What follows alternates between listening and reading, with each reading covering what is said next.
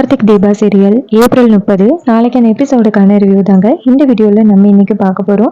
எபிசோடை ஸ்டார்ட் பண்ணுறதுக்கு முன்னாடி இந்த வீடியோவை மறக்காமல் லைக் பண்ணிக்கோங்க. உங்களுடைய ஒவ்வொரு லைக்ஸும் அடுத்து வீடியோ போடுறதுக்கு எனக்கு கொஞ்சம் இன்ட்ரெஸ்டிங்காகவும் மோட்டிவேஷனாகவும் இருக்கும். எபிசோட் எப்படி ஸ்டார்ட் ஆகுதுன்னா, நம்ம ஆனந்த் சொல்கிறாரு மதுக்கிட்ட, இங்கே பாரு, நீ சொல்கிறது எதையுமே என்னால் நம்ப முடியலை அப்படின்னு. அப்போ மது சொல்கிறாரு, இங்கே பாருங்க சார், இது வரைக்கும் நான் சொன்னது முழுக்க முழுக்க உண்மை. அந்த ரியா நல்லவளே கிடையாது. எனக்கு காக்கா வலிப்பு இருக்கு, ஐடி கம்பெனியில் அதிகமாக சம்பாதிக்க முடியல, இதனால தான் அந்த ரியா என்னை டிவோர்ஸ் பண்ணா அப்படின்னு. அப்போ ஆனந்த் சொல்கிறாரு, நீ நானும் ரியாவும் லவ் பண்ணுறோம்னு நினச்சி ரியாவை அடித்து துன்புறுத்தின, அதனால தான் அவ உனக்கு டிவோர்ஸ் கொடுத்துட்டா அப்படின்னு ரியா சொன்னாலே அப்படின்னு. அப்போ ஆனந்த் சொல்கிறாரு, சார், உங்ககிட்ட நிறைய விஷயங்களை பொய்யா சொல்லி உங்களை ஏமாத்தியிருக்கா. இங்க பாருங்க, நான் என்னைக்குமே ரியா மேல கை வச்சதே கிடையாது. ரியா ரொம்ப நல்லவளா தான் இருந்தா. ஆனா அதுக்கப்புறம் அவளுக்கு பணம் ரொம்ப முக்கியமா போச்சு. அதனாலதான் அவ என்னைய விட்டு விலக ஆரம்பிச்சா. எனக்கு வேற வழியும் தெரியல. கடைசியா எனக்கு காக்கா வலிப்பு இருக்குன்னு தெரிஞ்சதோட அவ மொத்தமா என்னைய விட்டு விலகிட்டா அப்படின்னு. இதை கேட்டுட்டு ஆனந்த் ஷாக் ஆகுறாரு. அப்ப மது சொல்றாரு, இங்க பாருங்க சார், இது மாதிரி அந்த ரியா ரொம்ப நல்லவ கிடையாது. ஏற்கனவே 2 தடவை அபார்ஷன் பண்ணியிருக்கா அப்படின்னு. இது கேட்டதோட ஆனந்த் ரொம்ப ஷாக் ஆகுறாரு. என்ன சொல்ற அப்படின்னு. அதுக்கு அந்த மது சொல்றாரு, ஆமா சார், 2 தடவை அவ என்னுடைய குழந்தைய அழிச்சிருக்கா. அப்படிப்பட்ட ஒரு பொண்ணை நீங்க நல்ல பொண்ணுன்னு நினைக்காதீங்க அப்படின்னு. அப்ப ஆனந்த் சொல்றாரு, நீ சொல்றத என்னால நம்ப முடியல அப்படின்னு. அப்ப மது சொல்றாரு, இங்க பாருங்க, நான் சொல்றத நீங்க நம்பிதான் ஆகணும். உங்க குடும்பத்தை ஒட்டுமொத்தமா ஒண்ணுமே இல்லாம ஆக்கிட்டு போயிடுவா. இப்ப அவ வீட்டுக்குள்ள வந்திருக்கே, உங்க வீட்டுல என்னென்ன பிரச்சனை நடக்குதுன்னு எனக்கு தெரியும். அவ சொத்துக்கு ஆசைப்பட்டு உங்களை சொத்து பிரிச்சு வாங்க சொல்லி தூண்டி விட்டுட்டு வேடிக்கை பாக்குறா. அது தெரியாம நீங்க உங்க அம்மாவை பகைச்சிக்கிட்டே இருக்கீங்க அப்படின்னு. இது கேட்டதோட ஆனந்துக்கு என்ன சொல்றதுன்னே தெரியல. அப்ப நம்ம தீபா அந்த இடத்துக்கு வராங்க. நேரா ஆனந்த பார்த்து, இங்க பாருங்க, இவர் சொல்றது உண்மைதான். அந்த ரியாவுக்கு சொத்து மட்டும்தான் வேணும். கார்த்திக் சாரும் ஏற்கனவே அந்த ரியாவை பத்தின உண்மைகளை தெரிஞ்சுக்கிட்டாரு. அந்த ரியா என்கிட்டயே சவால் விட்டுருக்கா. என்னை இந்த வீட்டை விட்டு துரத்தி அடிச்சுட்டு சொத்து புற அனுபவிக்க போறேன்னு என்கிட்டயே சவால் விட்டுருக்கா. நீங்க தயவு செஞ்சு அவளை நம்பாதீங்க அப்படின்னு சொல்ல. அப்ப ஆனந்த் சொல்றாரு, நீங்க சொல்றதை என்னால நம்ப முடியல அப்படின்னு. அப்ப தீபா சொல்றாங்க, இங்க பாருங்க சார், இப்ப நீங்க நம்புறதுக்காக நான் என்ன பண்ணணும் சொல்லுங்க. இப்ப கூட இந்த மது இங்க வரப்போறாரு அப்படிங்கறது தெரிஞ்சு அந்த ரியா மது வரப்போற இடத்துக்கு போயிட்டா. நாங்க டைவர்ட் பண்ணி விட்டோம். அவளை டைவர்ட் பண்ணி விட்டுட்டு தான் இவரை இங்க வர வச்சோம். இப்ப ரியா எதுக்காக தெரியுமா அவசர அவசரமா போனாங்க?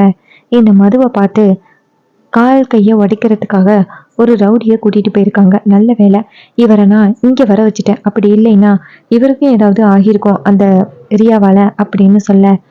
ஆனந்த் சொல்றாரு, நீ சொல்றது எதையுமே என்னால நம்ப முடியல அப்படின்னு. அப்ப தீபா சொல்றாங்க, இங்க பாருங்க, இப்ப வேணும்னாலும் நான் ப்ரூவ் பண்றேன் அப்படின்னு சொல்லிட்டு தீபா நேரா ரியாவுக்கு கால் பண்றாங்க. ரியா கேக்குறாங்க, ஏய், இப்ப எதுக்கு எனக்கு கால் பண்ண அப்படின்னு. அதுக்கு தீபா சொல்றாங்க, எங்க போய் நிக்கிற அப்படின்னு. அதுக்கு ரியா சொல்றாங்க, என் புருஷன் மதுவை இந்த பார்க்குக்கு தானடி வர சொல்லியிருந்தீங்க, அவனை தீர்த்து கட்டுறதுக்காக தான் இங்க வந்திருக்கேன் அப்படின்னு. அப்படியே நம்ம தீபா லோடு ஸ்பீக்கர்ல போட்டு காமிக்கிறாங்க. ஸோ இதை கேட்டுட்டு ஆனந்த் செம்ம ஷாக் ஆகுறாரு. அப்ப நம்ம தீபா சொல்றாங்க, நீ நினைக்கிற மாதிரி அவர் ஒன்றும் அங்க வரப்போறது கிடையாது அப்படின்னு சொல்லிட்டு போனை கட் பண்ண. ரியா செம்ம ஷாக் ஆகுறாங்க. ரியா அந்த ரவுடியை பார்த்து, அப்ப அவளுக வேற எங்கேயோ அவனை வர வச்சிருக்காளுக, எங்கன்னு தெரியல அப்படின்னு சொல்லிட்டு ரியா அந்த ரவுடியை வீட்டுக்கு போக சொல்லிட்டு, நான் வீட்டுக்கு கிளம்புறேன் அப்படின்னு கிளம்புறாங்க. இன்னொரு பக்கம் நம்ம தீபா நேரா ஆனந்த் கிட்ட சொல்றாங்க, பாத்தீங்களா ரியா என்ன சொல்றா அப்படின்னு. அப்ப ஆனந்த் சொல்றாரு, இவ இந்த அளவுக்கு மோசமானவளா இருப்பான்னு தெரியலையே. இவளுக்காக நான் அம்மா கிட்டேயே சண்டை போட்டுட்டேனே. எங்க அம்மா ரொம்ப பாவம். எங்க அம்மா நான் கல்யாணம் பண்ணிக்கிட்டேன்னு ஏதோ ஒரு இடத்துக்கு போயிட்டு செத்து பழிச்சு வந்திருக்காங்க. அதை கூட நான் புரிஞ்சிக்காம இருந்துட்டேனே அப்படின்னு ஆனந்தி ஃபீல் பண்றாரு. அப்ப தீபா சொல்றாங்க, சார், இப்போ கூட டைம் ஆகலை. இப்போ கூட நீங்க போயிட்டு உங்க அம்மா கிட்ட மன்னிப்பு கேட்டுடலாம். இந்த ரியாவுக்கும் உங்களுக்கும் சட்டப்பூர்வமா கல்யாணம் ஆகலை.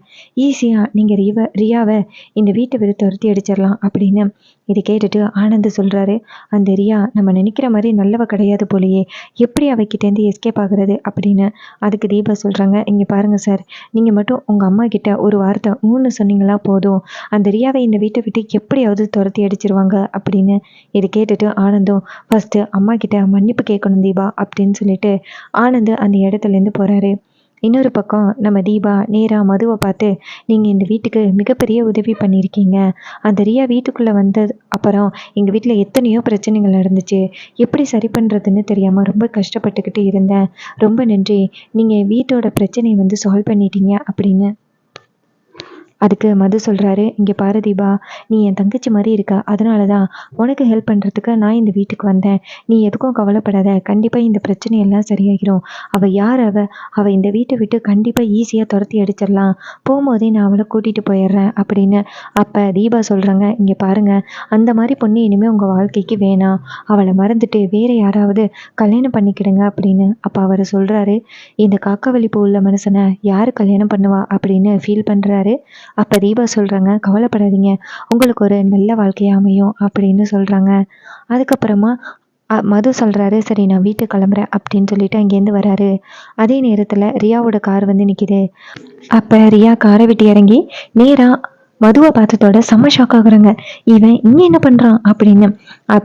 அப்போ ரியா கேட்குறாங்க, இங்கே என்ன பண்ணுற அப்படின்னு. அதுக்கு மது சிரிச்சுக்கிட்டே சொல்கிறாரு, என்னை ஏமாற்றலாம், என் குடும்பத்தை ஏமாற்றலாம், என் வாழ்க்கையை சதைச்சிருக்கலாம், ஆனால் இன்னொரு குடும்பத்தை நீ ஏமாத்துறதுக்கு ஒரு காலம் அனுமதிக்க மாட்டேன் அப்படின்னு. இதை கேட்டுட்டு ரியா சமஷாக்காக்குறாங்க. இங்கே பாரு, நீ மட்டும் உண்மையை சொல்லியிருந்த உன்னை நான் உயிரோடவே விட மாட்டேன் அப்படின்னு. அப்போ மது சொல்கிறாரு, நான் சொல்ல வேண்டிய உண்மைகள் எல்லாத்தையுமே ஆனந்திக்கிட்ட சொல்லிட்டேன், இனிமே இந்த வீட்டுக்குள்ளே உன்னால் போக முடியாது அப்படின்னு சொல்லிட்டு செம கெத்தா ரியாவை பார்த்து சிரிச்சுக்கிட்டு போகிறாரு. அப்போ ரியா வந்து உன்னை விட மாட்டேன்டா அப்படின்னு சொல்லிட்டு நேராக வீட்டுக்குள்ளே வராங்க. அப்போ நம்ம தீபா சொல்கிறாங்க, எங்கே வர அப்படின்னு. இன்னொரு பக்கம் நம்ம ஆனந்த் அபிராமியை கூப்பிட்றாங்க. அப்போ அபிராமி அந்த இடத்துக்கு வந்ததோட ஆனந்த் நேராக அபிராமியோட கையை பிடிச்சி, அம்மா உங்களை நான் ரொம்ப தப்பாக நினச்சிட்டேன், என்னை மன்னிச்சிருங்கம்மா அப்படின்னு சொல்ல அபிராமி கேட்குறாங்க, என்ன வேணும் இப்போ உனக்கு அப்படின்னு. அப்போ ஆனந்த் சொல்கிறாரு, அம்மா நீங்கள் சொன்ன மாதிரி இந்த ரியா பணத்துக்காக தான் என்னை கல்யாணம் பண்ணியிருக்கா, நான் இத்தனை நாளும் உங்களை தப்பாக நினச்சிக்கிட்டு இருந்துட்டேன், என்னை மன்னிச்சிருங்கம்மா அப்படின்னு. அதுக்கு அபிராமி சொல்கிறாங்க, மன்னிப்பு என்கிட்ட கேட்கக்கூடாது ஆனந்த், அங்கே ஒரு பொண்ணு நிற்கிறா பாரு மீனாட்சி, அவகிட்ட மன்னிப்பு கேட்கணும், முக்கியமாக நீ காலில் விழுந்து மன்னிப்பு கேட்கணும், ஒரு பொண்ணோட வாழ்க்கையவே நீ கெடுத்துட்டு நிற்கிறீல்ல அப்படின்னு. அப்போ இந்த பக்கமாக ரியா கத்துறாங்க, ஆனந்த் இவங்க எல்லாருமே சேர்ந்து என் புருஷனை ஏமாத்தி உண்மையை சொல்ல வச்சிருக்காங்க, அவரு கடைசியில் உண்மையே சொல்லலை, அவரு இவங்க சொன்ன மாதிரி தான் சொல்லியிருக்காரு, அவரு வந்து என்னை பழிவாங்கிறதுக்காக தான் இப்படி சொல்லிட்டாரு, எங்க நல்ல வீட்டில் வந்துட்டேனே அப்படிங்கிறதுக்காக அவர் அப்படி சொல்லிட்டு போயிட்டாரு அப்படின்னு சொல்ல ஆனந்த் சொல்றாரு, வாய மூடு, நீ எதுக்காக வந்து பார்க்குக்கு போனேன்னு தெரியும், இந்த மதுவை வந்து கொலை பண்றதுக்காக தான் நீ பார்க்குக்கு போயிருக்க, இதே மாதிரி என்கிட்டயும் காசு இல்லைன்னா என்னையும் ஒரு நாள் நீ கொன்னுருவில்ல அப்படின்னு ஆனந்த் கேட்குறாரு. தீபா சொல்றாங்க, இதுக்கப்புறமும் இவ இந்த வீட்டுக்குள்ள வரக்கூடாது அப்படின்னு.